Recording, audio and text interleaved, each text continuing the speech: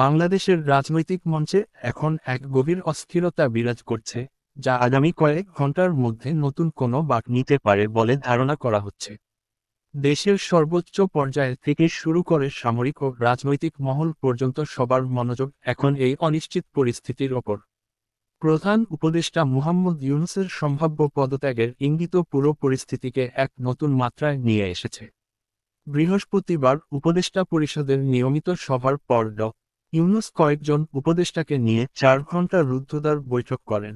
এই বৈঠকের পর থেকেই তার পদত্যাগের জল্পনা জোরালো হয়েছে। এনসিপির আহ্বায়ক নাহিদ ইসলাম গতকাল সন্ধ্যায় ইউনূসের সঙ্গে সাক্ষাৎ করে বিবিসিকে জানান যে ইউনূস সত্যিই পদত্যাগের কথা ভাবছেন এবং শনিবার জাতির উদ্দেশ্যে ভাষণ দেওয়ার প্রস্তুতি নিচ্ছেন। নাহিদের ভাষ্যমতে বৈঠকের মূল সুর ছিল ইউনূসের হতাশা। প্রধান উপদেষ্টা নাকি বলেছেন, তিনি কাজ করতে এসেছেন, কাজ করার মতো পরিস্থিতি না থাকলে তিনি পদত্যাগের বিষয়টি ভাববেন।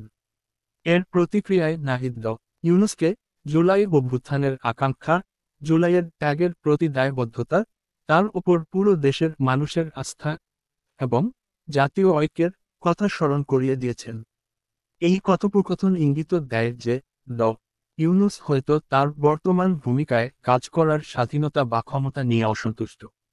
তার পদত্যাগের সিদ্ধান্ত দেশের জন্য এক বিশাল শূন্যতা তৈরি করতে পারে এবং চলমান রাজনৈতিক অস্থিরতাকে আরও উস্কে দিতে পারে।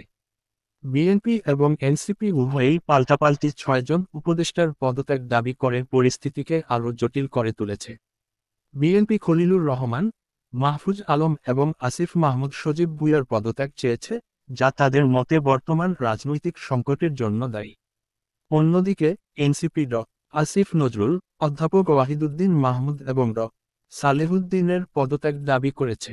এই পারস্পরিক অভিযোগ এবং পদত্যাগের দাবি ইঙ্গিত দেয় যে উপদেষ্টা পরিষদে বড় ধরনের মতবিরোধ ও অবিশ্বাস রয়েছে, যা একটি কার্যকর সরকার গঠনে বাধা সৃষ্টি করছে। এই বিভাজন রাজনৈতিক দলগুলোর মধ্যে দীর্ঘস্থায়ী অবিশ্বাসকে আরও বাড়িয়ে দেবে বলে আশঙ্কা করা হচ্ছে। জামায়াতে ইসলামীর আমির শফিকুর রহমান চলমান পরিস্থিতি মোকাবিলায় সরকারকে সর্বদলীয় বৈঠক ডাকার অনুরোধ জানিয়েছেন। এই আহ্বান তাৎপর্যপূর্ণ, কারণ এটি সব রাজনৈতিক পক্ষকে এক টেবিলে আনার একটি সুযোগ তৈরি করতে পারে, যদিও বিদ্যমান অবিশ্বাস ও মতবিরোধের কারণে এর বাস্তবায়ন কঠিন হতে পারে। তবে এই মুহূর্তে একটি আলোচনার পরিবেশ তৈরি করা অত্যন্ত জরুরি, যা সংঘাতের পরিবর্তে সমঝোতার দিকে দেশকে চালিত করতে পারে। সেনাপ্রধানের বুধবার ঢাকা সেনানিবাসে অফিসার্স অ্যাড্রেসে দেশের বর্তমান পরিস্থিতি নিয়ে বক্তব্য বিশেষভাবে তাৎপর্যপূর্ণ। তার বক্তব্য ইউনূসের সরকারকে বিব্রতকর অবস্থায় ফেলেছে বলে ধারণা করা হচ্ছে। বিশেষ করে করিডোর প্রসঙ্গে সেনাপ্রধানের মন্তব্য যে এ বিষয়ে সিদ্ধান্ত নেওয়ার এখতিয়ার জনগণের নির্বাচিত বৈধ সরকারের, তা পরোক্ষভাবে ইউনূসের নেতৃত্বাধীন অন্তর্বর্তীকালীন সরকারের ক্ষমতার সীমাবদ্ধতার ইঙ্গিত দেয়। নিরাপত্তা বিশ্লেষক মেজর জেনারেল এম মনিরুজ্জামান সেনাপ্রধানের বক্তব্যকে ইতিবাচক বলে মনে করেন। তিনি বলেন, সেনাপ্রধান যা বলেছেন তা জাতীয় স্বার্থেই বলেছেন। সবাই তো নির্বাচন চায়। তিনিও নির্বাচনের কথা বলেছেন। তিনি এর আগেও এ ধরনের কথা বলেছেন। আমি এখানে তেমন নতুন কিছু দেখছি না।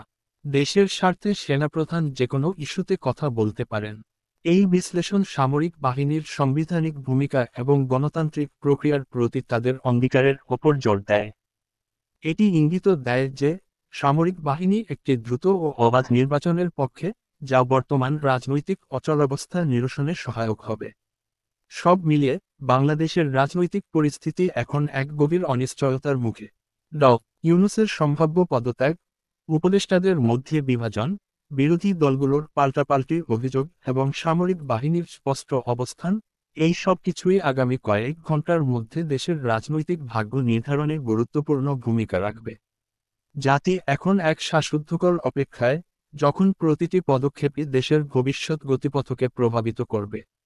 সংঘাত এড়িয়ে একটি শান্তিপূর্ণ সমাধান সম্ভব হবে কিনা, সেটাই এখন সবচেয়ে বড় প্রশ্ন।